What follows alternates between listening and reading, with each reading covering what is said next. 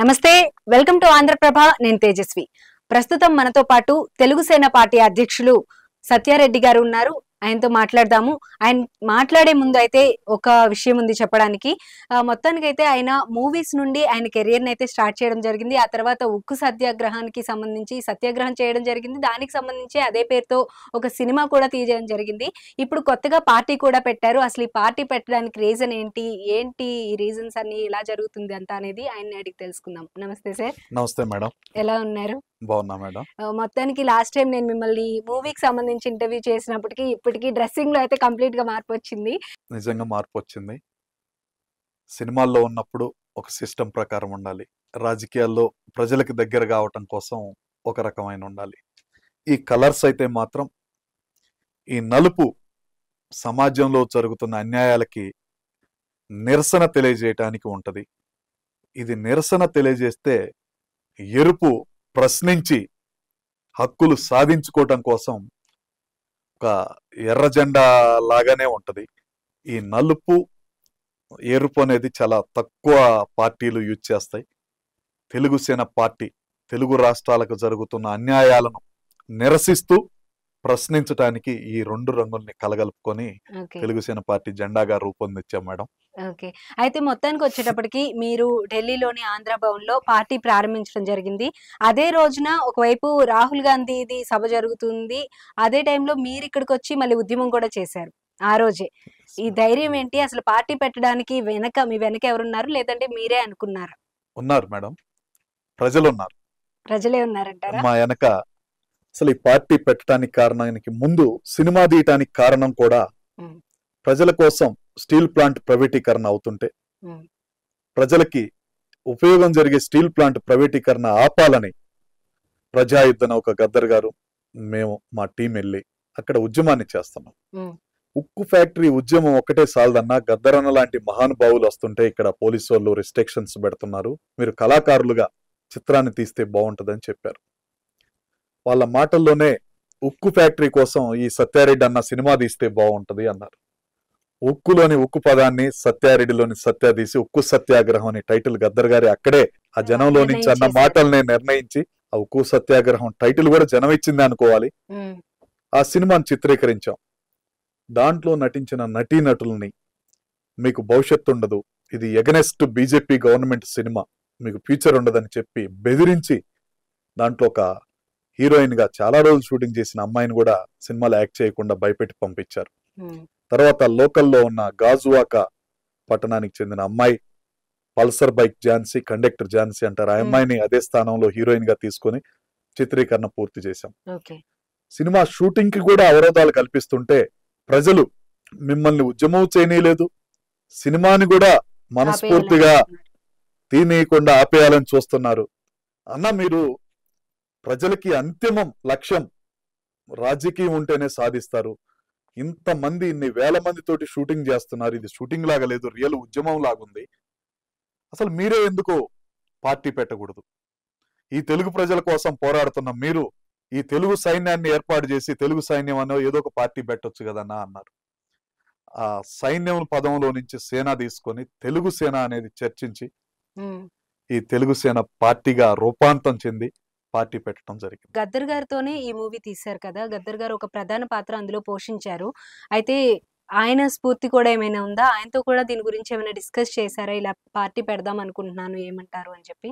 ఆయన షూటింగ్ జరుగుతుంది బంగాళాఖాతంలో, ఎండాడ బీచ్, ఆర్కే బీచ్ ప్రాంతాల్లో షూటింగ్ జరుగుతుంటే ఎవరికి ఇబ్బంది పెట్టకుండా చేస్తుంటే ఎన్నోసార్లు రాజకీయ నాయకులు, పోలీసులు అవాంతరాలు కల్పించడానికి వస్తున్నప్పుడు ఆయన అన్నాడు, ఈ షూటింగ్ లో ఆపకుండా ఇబ్బంది కలగకుండా ఉండాలన్నా, ఉద్యమాలు చేయాలన్నా అంతిమం రాజకీయ అధికారం కావాలి, లేకపోతే అనేక సంఘాల పేరుతోటి అనేక రూల్స్ పేరుతోటి ఇబ్బంది పెడతారు, ఖచ్చితంగా రాజకీయ పార్టీ స్థాపిస్తే బాగుంటది, నేను కానీ నువ్వు కానీ పెట్టాలి అన్న, మీరు పెడితే మీతోటి కలిసి పనిచేయడానికి సిద్ధంగా ఉన్నాం అన్న, అంతకంటే మాకు అదృష్టం ఏముందని కూడా ఎన్నోసార్లు చర్చించాం. కానీ అర్ధాంతంగా ఆయన చనిపోవటంతో ఆయన మాకిచ్చిన స్ఫూర్తి, రాజకీయ అధికారం తరతరాల దోపిడులను దౌర్జన్యాలను ప్రశ్నించే అగ్గి, నిజాల నిప్పురవ్వ. ఎక్కే సింహాసనం మొక్కుతే రాదు రాదు. బానిసలారా లెండిరా, ఈ బాంచను బతుకులు వద్దురా. బానిసలారా లెండిరా, ఈ బాంచను బతుకులు వద్దురా.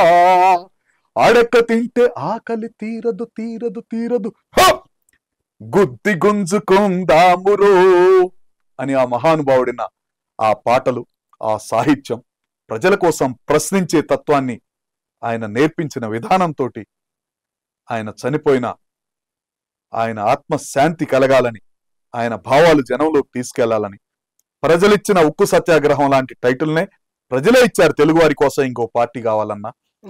ఉన్న పార్టీలన్నీ బీజేపీకి అనుబంధంగా పనిచేస్తుంటే ఈ స్టీల్ ప్లాంట్ ప్రైవేటీకరణ ఎలా ఆపుతారు?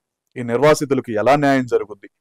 విభజన హామీలు ఎలా నెరవేరుతాయి? ప్రత్యేక హోదా ఎలా వస్తుందని పార్టీ పెట్టమని ప్రజలు కోరితే, ప్రజల కోసమే సినిమా తీశాం, ప్రజలు కోరితేనే పార్టీ పెట్టాం. కళ కోసం కాదు, ప్రజల కోసం. నిద్రపోయేవాడు కనేది కళ, నిద్రపోయేవాడిని లేపేది కళ అంటూ ఆ కళామ తల్లి నుంచి సినిమా వచ్చింది, ఆ సినిమా నుంచి రాజకీయ పార్టీ వచ్చింది. మీరు అన్నారు ఎవరో వెనక ఉన్నారని, ఉన్నారు, ఆ ప్రజలే ఉన్నారు. మేము గిన అదే రోజు పార్టీ ప్రకటించి హైదరాబాద్ వచ్చో లేకపోతే విశాఖపట్నం పోయో ఆంధ్రప్రదేశ్ పోయి మేము ఏర్పాట్లు చేసుకుంటే మమ్మల్ని ఒత్తిళ్లు పెట్టి పర్మిషన్లు ఇవ్వరన్న ఉద్దేశంతో అక్కడే ఉండి ఆ చలికి ముందు 2 రోజుల ముందు పర్మిషన్ తీసుకొని ఆ ప్రాంతం నుంచి, ఏపీ భవన్ నుంచి ఇండియా గేట్ దగ్గర కాసేపు ధర్నా చేసి అక్కడి నుంచి జంతర్ మంతర్లో మేము ధర్నా చేస్తున్నప్పుడు తెలిసింది ఇది ఎవరి నోటీసులో పడాలా, దానికి సంబంధించిన 80 మంది ఎంపీలు పార్లమెంట్ లో వాళ్ళకి జరిగిన ఇష్యూ కోసం రాహుల్ గాంధీ ఆధ్వర్యంలో అక్కడే ధర్నా చేస్తున్నారు.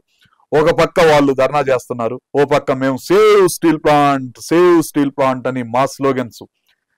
వాళ్ళకి 2 మైకులే ఉన్నాయి, మా దగ్గర 2 మైకులే. వాళ్ళ దగ్గర 1000 మంది ఉన్నారు, మా దగ్గర 200 మంది ఉన్నారు. కానీ ఏ మాత్రం తగ్గకుండా భారత ప్రధాని మంత్రి ఆఫీస్ కి వెళ్లే విధంగా మేము ధర్నా చేసి విజయవంతం చేసి పురిటి గుడ్డుగా ఉన్న పార్టీనే యుద్ధరంగంలోకి దించి విజయం సాధించి వచ్చామనుకుంటున్నాం. దేవుడి దయ వలన మీలాంటి పెద్ద మీడియాలు, మీ ఆంధ్రప్రభ కూడా గతంలో మా చిత్రాన్ని, గద్దర్ గారిని చాలా వరకు ప్రజల్లోకి తీసుకెళ్ళింది. మంచి చిత్రాలని, మంచి కార్యక్రమాలని మీరు ప్రోత్సహిస్తున్నారు. మీలాంటి వారు ఆశీర్వదించాలని, ప్రజల్లోకి వెళ్ళాలని చేతులెత్తి మీ ద్వారా ప్రజల్ని కోరుతున్నాను. ఓకే సార్, అయితే మొత్తానికి వచ్చేటప్పటికి గద్దర్ గారి శిష్యరికాన్ని పుణికిపుచ్చుకొని ఆ పాటల రూపంలో కూడా మీ ఉద్యమాన్ని అనేది చూపిస్తూ ఉన్నారు. అలాగే ఇప్పుడు ఎలక్షన్స్ రాబోతూ ఉన్నాయి ఏపీలో, మీరు పోటీ చేస్తారా ఇప్పుడు? ఖచ్చితంగా పోటీ చేస్తాం మేడం. అన్ని స్థానాల్లో పోటీ చేయడానికి ప్లాన్ చేసుకున్నాం. ప్రజలే మాకు జెండా వాళ్ళే చెప్తున్నారు. ఎట్టి పరిస్థితుల్లో అన్ని ప్రాంతాల్లో, అన్ని నియోజకవర్గాల్లో పోటీ చేస్తాం.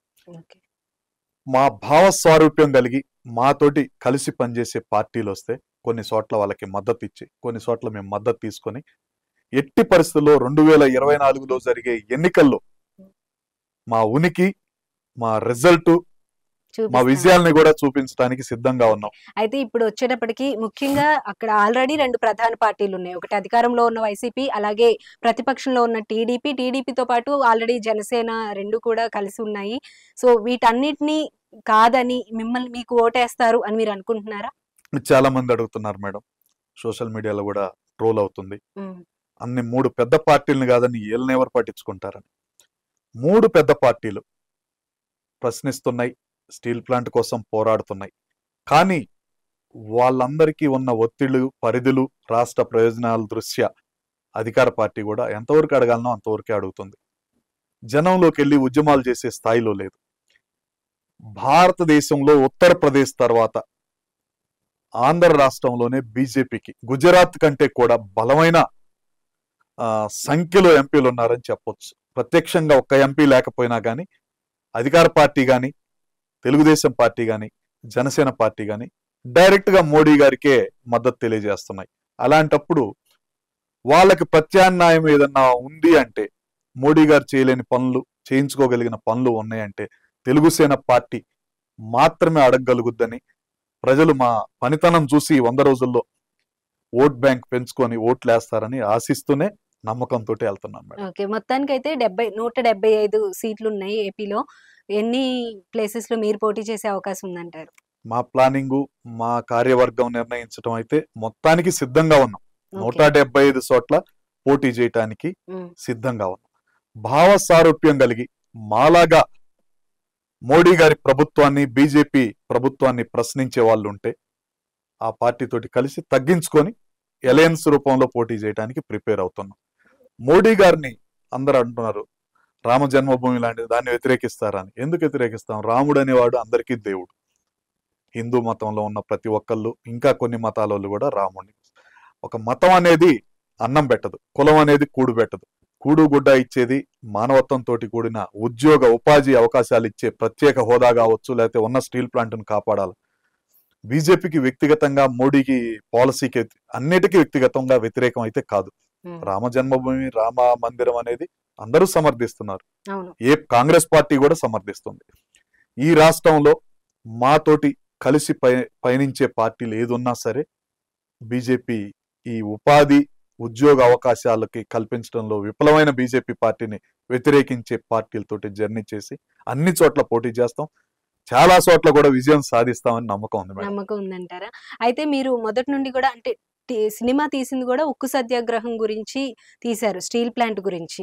అయితే ఇప్పుడు ప్రజల్లోకి వెళ్ళేటప్పుడు ఉక్కు సత్యాగ్రహం, స్టీల్ ప్లాంట్ తో పాటుగా ఇంకేమేమి హామీలు అనేవి ఇచ్చే అవకాశం ఉందంటారు?